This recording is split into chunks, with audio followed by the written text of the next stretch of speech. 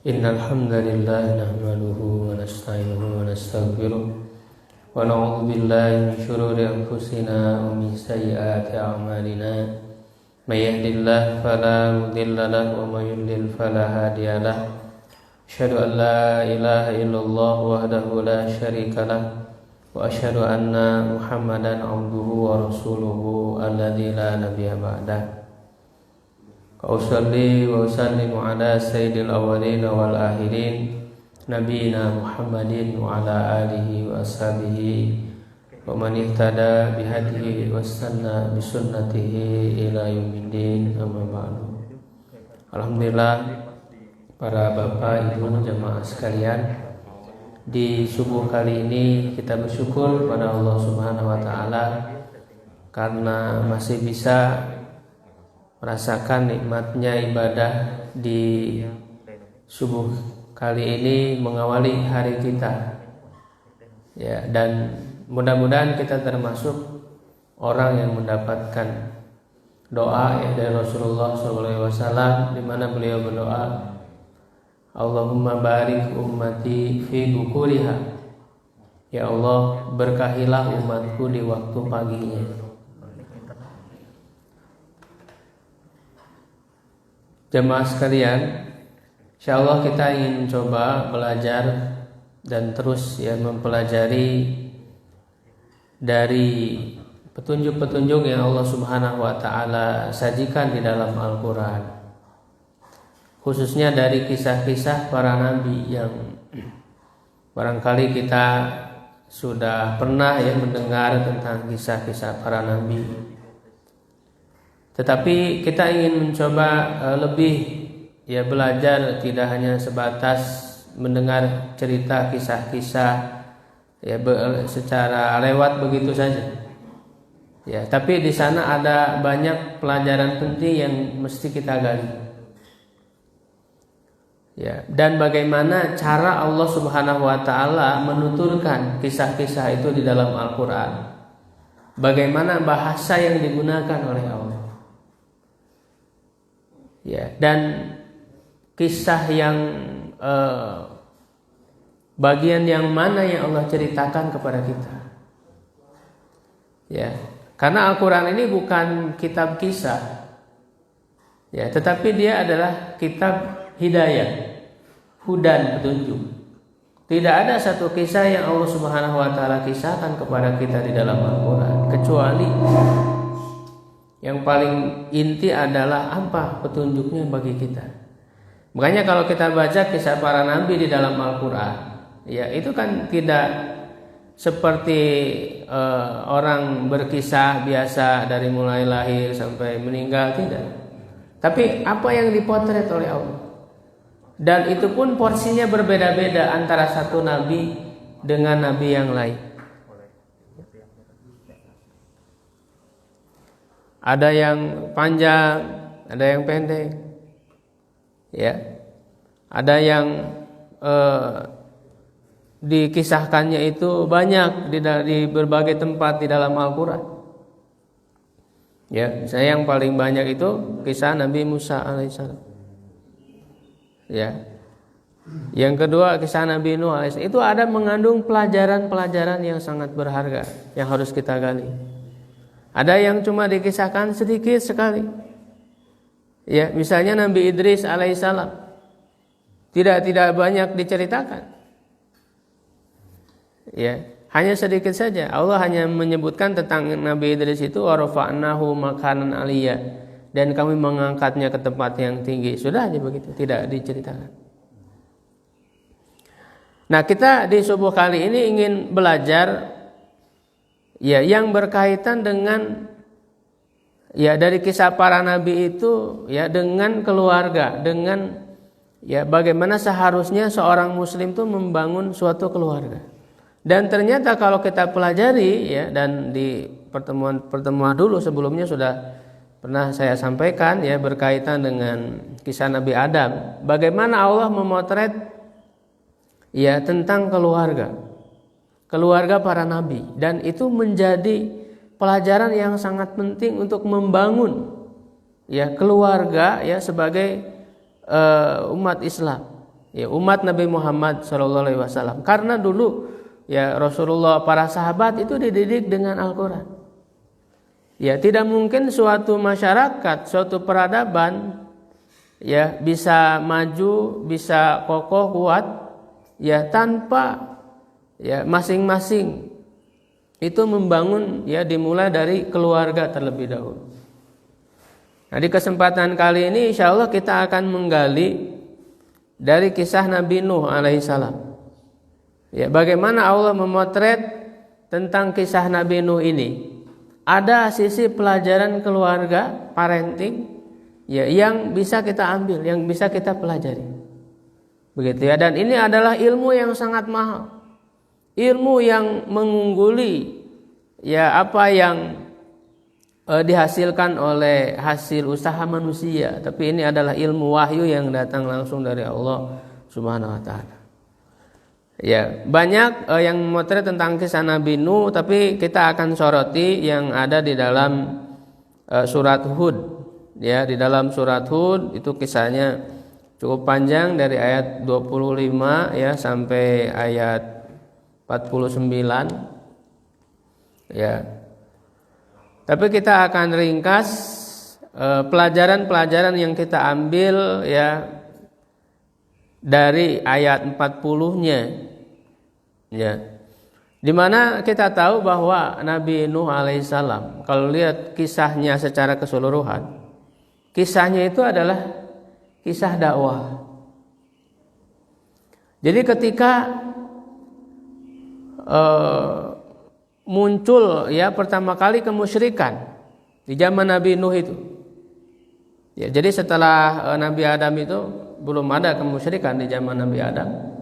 Ya, kemusyrikan yang pertama kali muncul itu adalah pada umatnya, ya pada kaumnya Nabi Nuh alaihissalam. Sehingga disebutkan di dalam Al-Qur'an mereka menjadikan patung-patung berhala ya yang bahkan nama-nama patung itu disebutkan la tadarunna wadda wala suwa'a wala yaghutsa wa ya'uqa wa nasr. Ada 5 nama berhala disebutkan oleh Allah Subhanahu wa taala. Ya, bahkan di dalam surat Nuh itu ya kita akan melihat bagaimana perjuangan dakwah Nabi Nuh alaihissalam yang sangat luar biasa. Dan ini yang selalu dijadikan pelajaran oleh Nabi Muhammad ketika beliau berdakwah, menghadapi ya sulitnya dalam dakwah itu, beliau teringat kepada kisah Nabi Nuh alaihissalam. Selalu dijadikan motivasi. Ya, dan dikatakan beliau itu ya mengatakan inni da'utu qaumi laila wa nahar. Sesungguhnya aku ya berdakwah kepada kaumku itu siang dan malam. Tidak pernah henti. Ya, bahkan setiap kali didakwahi mereka menutup telinga-telinga mereka. Ya, menutup wajah-wajah mereka. Ketika didakwahi itu, penentangan yang sangat luar biasa dan itu dilakukan dalam waktu yang sangat panjang. Diberitahukan oleh Allah Subhanahu wa taala, laqad arsalna Nuhan ila qaumihi ya alfasanatin illa khamsina aman.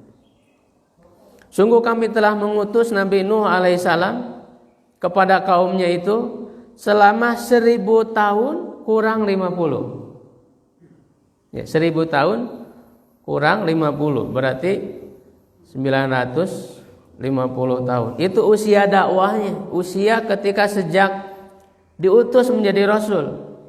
Dan rata-rata para rasul itu diutus usia 40 tahun. Berarti usia beliau lebih dari itu. Itu adalah usia kerasulannya. Ketika diangkat menjadi rasul lalu berdakwah selama 950 tahun. Selama itu ya tidak ada yang beriman kepada Nabi Nuh kecuali hanya sedikit saja. Ya, bahkan disebutkan melalui 5 generasi. Satu generasi didakwahi ya tidak ada yang beriman. Ya, bahkan semakin generasi berikutnya itu malah semakin ingkar. Ya, yang tadinya mereka awalnya hanya membuat patung hanya dikultuskan saja begitu. Ya, karena patung-patung itu asalnya adalah orang-orang soleh yang dibuatkan patung-patung. Tapi di masa berikutnya terus malah disembah dan seterusnya. Ya. Nah, pelajaran yang penting adalah bahwa sesibuknya Nabi Nuh alaihissalam mendakwahi kaumnya, bahkan dalam waktu yang sangat lama, tapi beliau tidak melupakan untuk memegang tanggung jawab, melaksanakan tanggung jawab terhadap anak-anaknya, terhadap keluarganya. Begitu. Walaupun nanti yang memberikan hidayah itu adalah Allah. Barangkali kita mungkin menjadi alasan ketika misalnya anak kita tidak baik, tidak soleh, beralasan bahwa Nabi Nuh pun anaknya tidak soleh, tidak beriman. Gitu. Kita tidak hanya melihat hasilnya saja. Tetapi kita perlu melihat bagaimana usaha Nabi Nuh alaihissalam di dalam mendidik keluarganya, di dalam mendidik anaknya. Karena yang Allah lihat itu adalah usaha, bukan hasil. Karena hasil yang memberi hidayah itu hanyalah Allah Subhanahu wa taala. Gitu ya. Nah, maka ini sebagai pelajaran bagi kita agar berusaha maksimal, jangan sampai kita membuat alasan-alasan padahal kita tidak maksimal di dalam mendidik keluarga kita, di dalam mendidik anak-anak kita. Karena ini sebagai tanggung jawab kita. Allah Subhanahu wa taala mengatakan, "Qu anfusakum wa ahlikum nar." Jagalah dirimu dan keluargamu dari api neraka. Ini khitab awal pertamanya adalah kepada pemimpin keluarga, kepada seorang ayah. Jadi tugas profesi apapun bagi manusia itu jangan sampai melupakan tanggung jawab untuk mendidik keluarga. Tidak ada profesi yang paling mulia, tugas yang paling berat selain daripada menjadi rasul. Itu tugas paling berat di muka bumi itu. Tugas menjadi rasul itu, tetapi tugas yang berat itu tidak melupakan Nabi Nuh untuk mendidik keluarganya, untuk mengajari anaknya. Gitu apalagi profesi-profesi yang lain.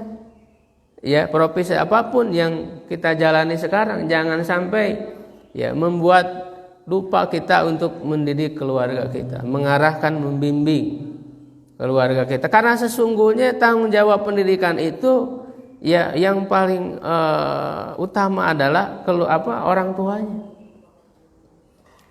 Sebagaimana kata Rasulullah SAW, kullu mauludin yuladu alal fitrah.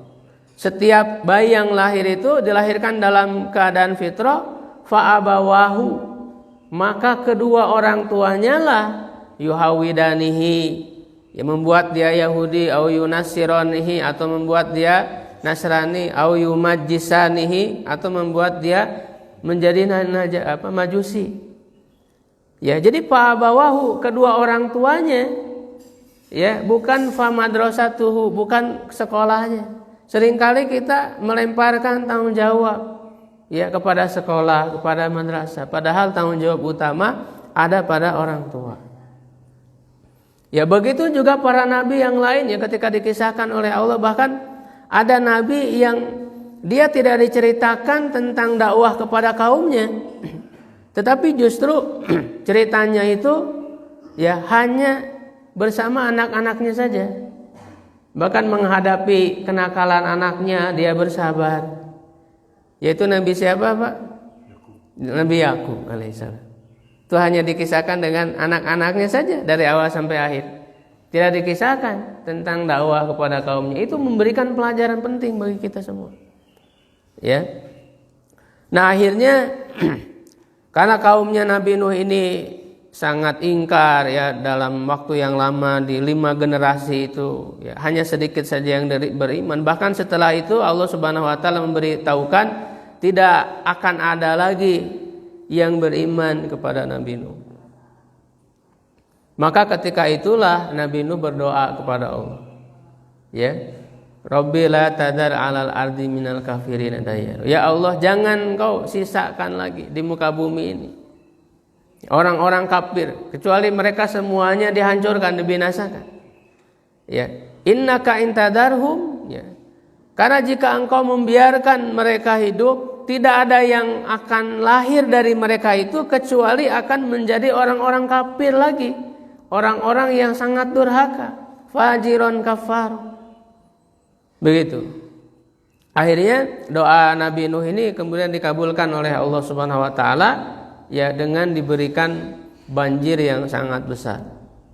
Ya, itu yang kita tahu kisahnya sebagai azab dari Allah Subhanahu wa taala bagi kaumnya Nabi Nuh ini.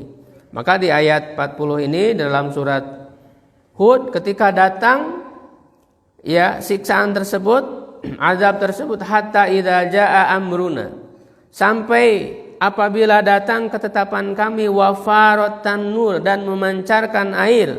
Tanur itu adalah wadah yang biasa digunakan untuk menyalakan api. Ada satu wadah, dia tempat api. Ya, tetapi yang biasa mengeluarkan api itu tiba-tiba mengeluarkan air. Dan ini sebagai tanda bagi Nabi Nuh alaihissalam bahwa akan dimulainya azab Allah, banjir yang besar itu tandanya keluar air dari tanur itu, dari wadah api itu. Itu sebagai tanda ya akan mulainya banjir yang besar itu.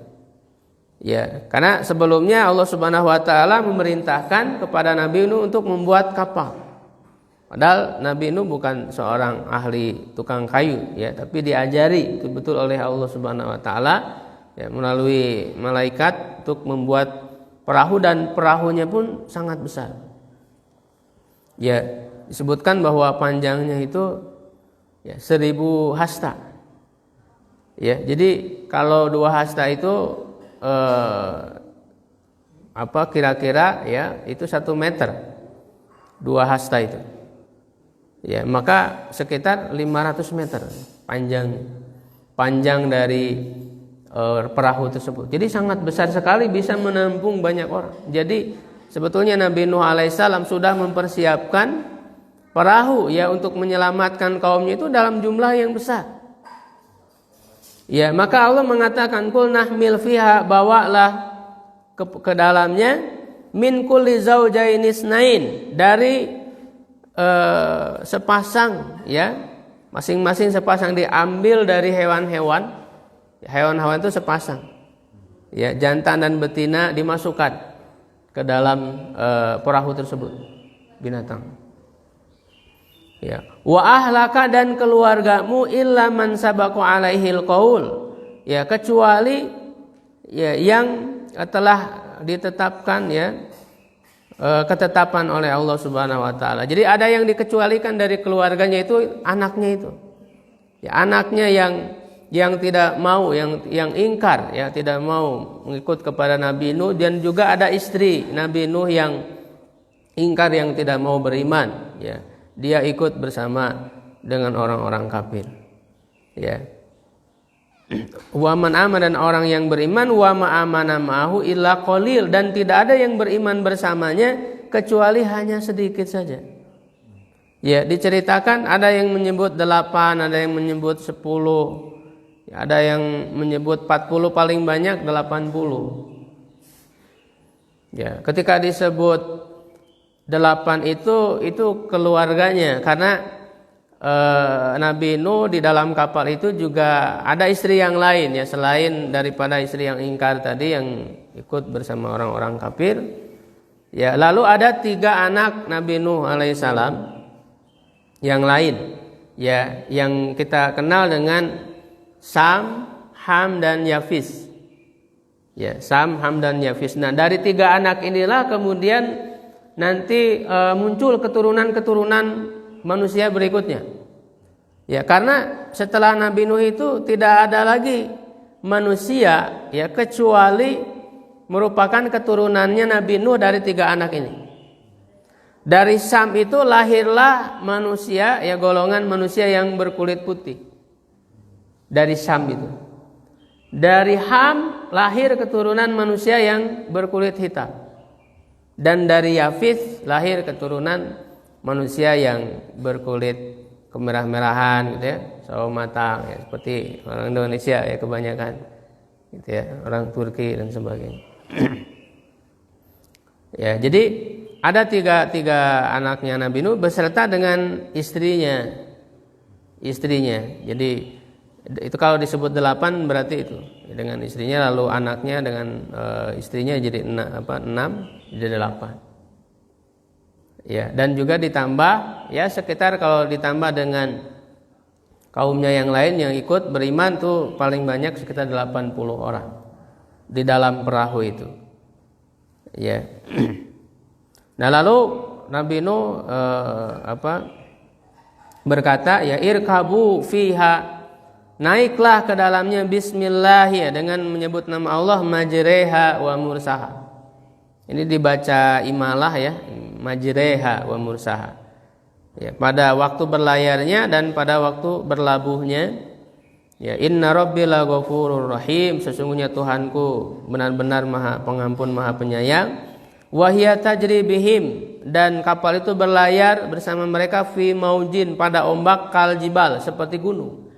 Jadi ombaknya pun besar ya, seperti gunung. Gelombang yang sangat besar. Nah, ketika itulah wanada Nuhun ibnahu. Ya, Nabi Nuh menyeru kepada anaknya. Disebutkan anaknya ini namanya Kan'an ya, ataupun Yam. Nama anaknya itu Kan'an atau Yam. Ya. Itu dipanggil oleh ayahnya, itu diajak ya, irkam ma'ana.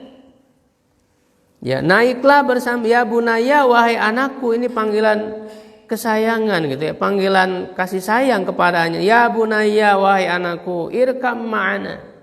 Ya, naiklah bersama kami. Ya. Jadi Nabi Nuh alaihissalam telah membuat kapal untuk bisa menyelamatkan ya manusia ya dari bencana yang besar itu.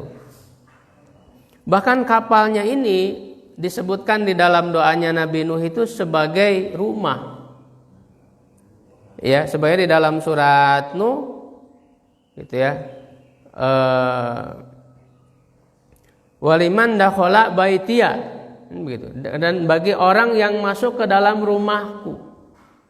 Ya, baitiya walil mu'minina wal mu'minat, bagi orang-orang beriman dan laki-laki dan perempuan. Dan ternyata rumah itu, yang dimaksud rumah itu adalah kapal itu. Ya. Jadi ini pelajaran bagi kita. Nabi Nuh alaihissalam telah membuat kapal yang bisa menyelamatkan orang-orang beriman, yang menyelamatkan keluarganya. Betul-betul didesain dengan sangat sungguh-sungguh, yaitu bahwa agar kita juga ya membuat, ya, menciptakan satu rumah kita itu harus bisa menyelamatkan keluarga kita, bisa menyelamatkan anak-anak kita ya dari berbagai fitnah yang ada. Ya, bagaimana kita menjadikan rumah kita itu menjadi nyaman. Ya, dan nyaman itu kan ukurannya tidak hanya secara fisik. Tidak harus besar, tidak harus mewah. Ya, nyaman itu kan letaknya ada di dalam hati. Ya, ketika berada di rumah itu nyaman, tenang, sakinah. Gitu, antara anggota keluarga itu merasa nyaman satu sama lain, gitu ya. Ya, walaupun misalnya rumah besar, tapi bisa saja orang itu nggak betah di rumah.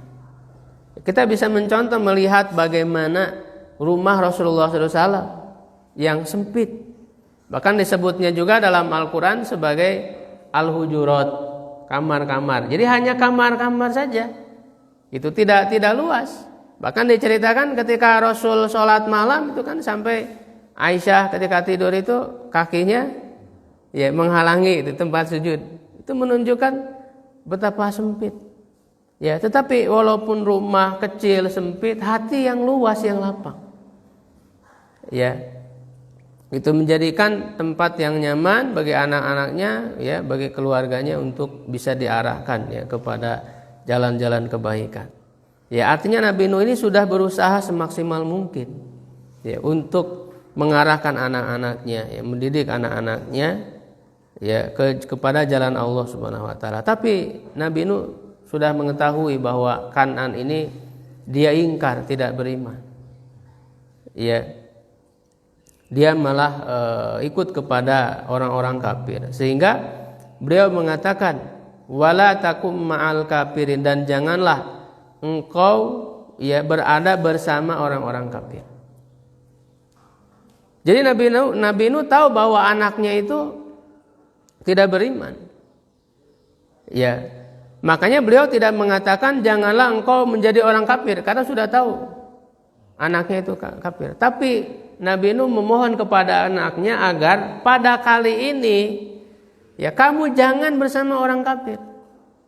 Ya, tapi bersama saya. Ini ajakan Nabi Nuh alaihissalam kepada anaknya itu. Ya, jadi walaupun kau kafir, untuk kali ini jangan kau bersama orang kafir, tapi bersama saya.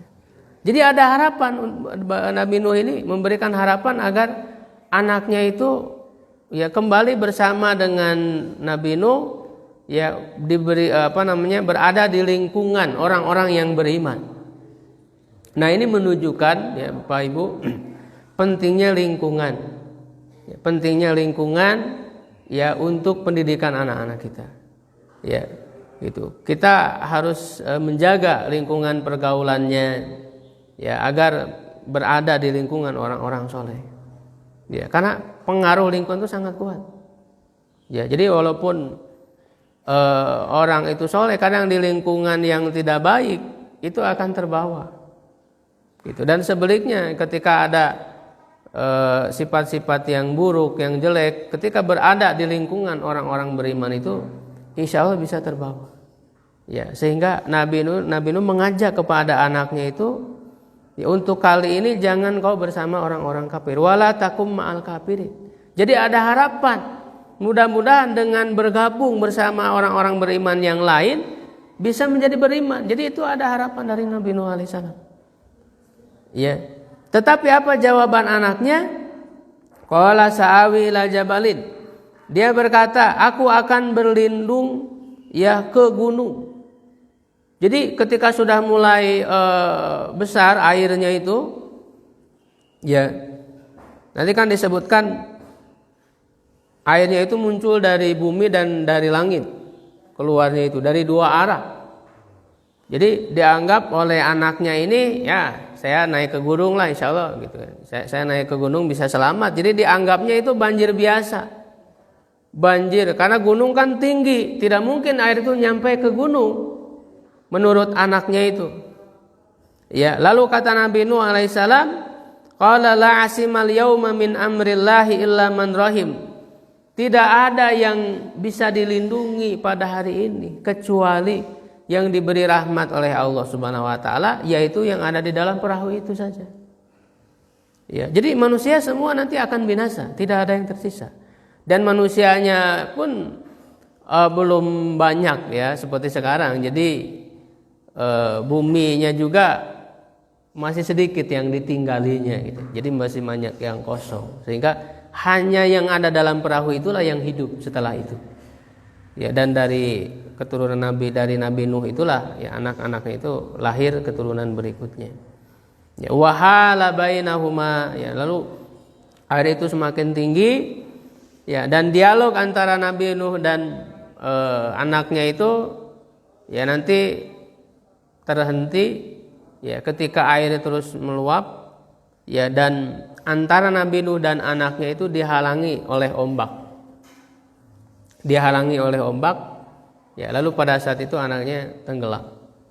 Ya, para ulama menyebutkan bahwa ini adalah cara Allah Subhanahu wa taala ya untuk menjaga perasaan ya nabinya sebagai seorang ayah kepada anaknya. Tidak diperlihatkan secara langsung. Ya, tenggelamnya anaknya itu tidak diperlihatkan secara langsung di depan mata kepalanya, tapi dihalangi oleh Allah dengan ombak. Wahala bainahumal mauj fakana minal mughroqin.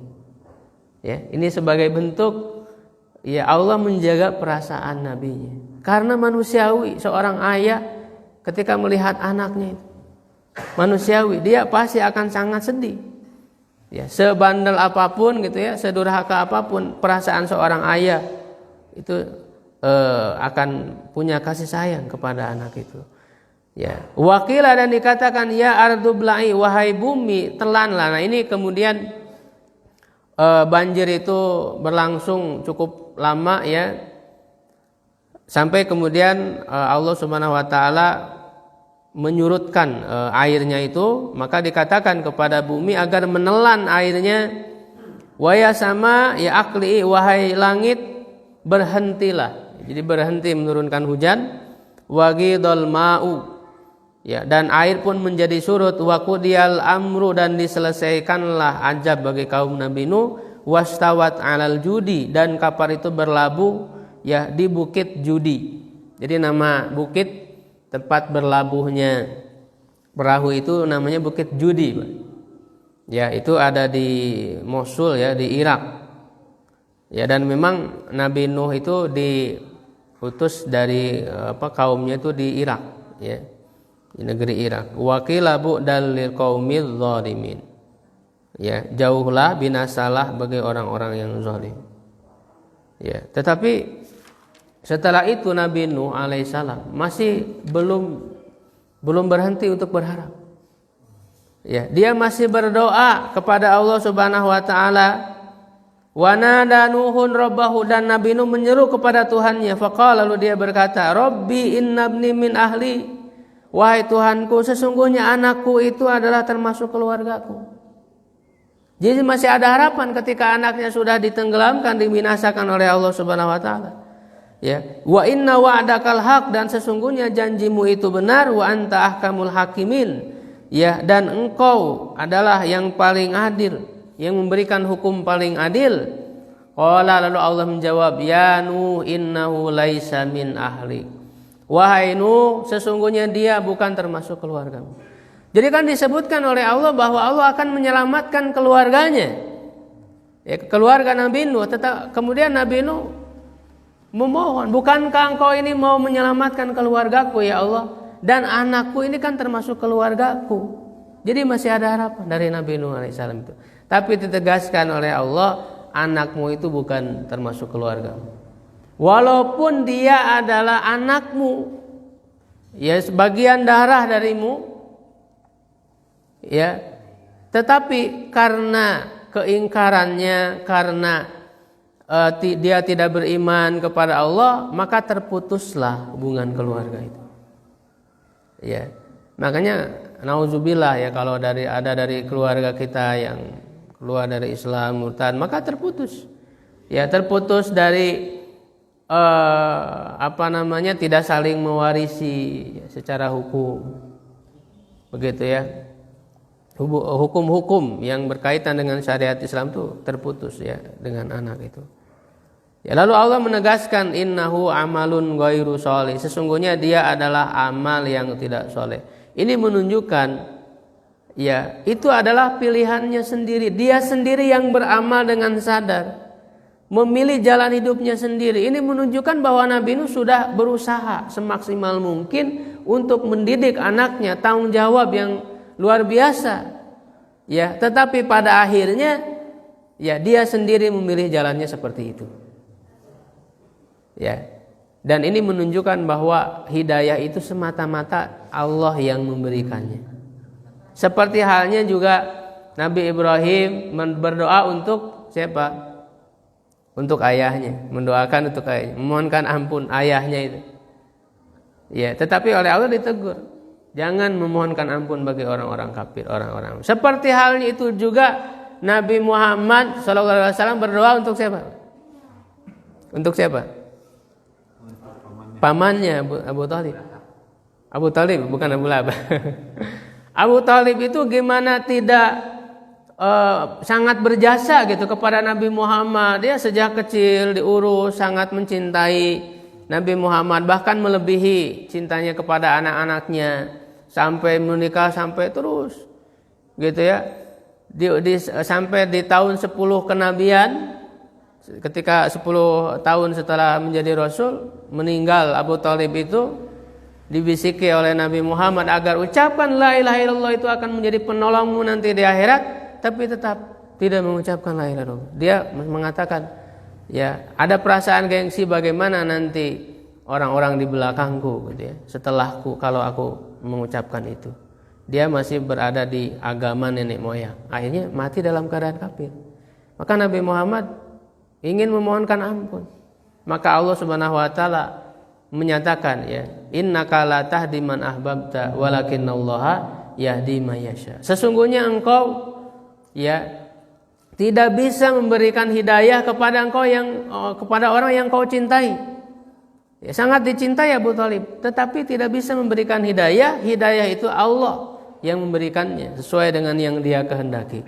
Maka begitu juga, ya, Nabi Nuh alaihissalam terhadap anaknya ini. Ya.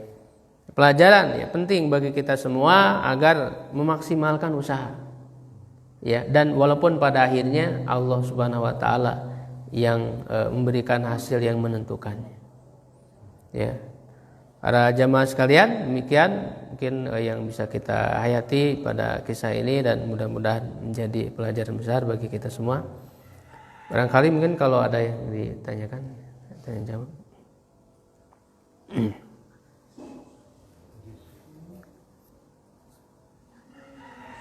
Ada apa Ibu? Ya.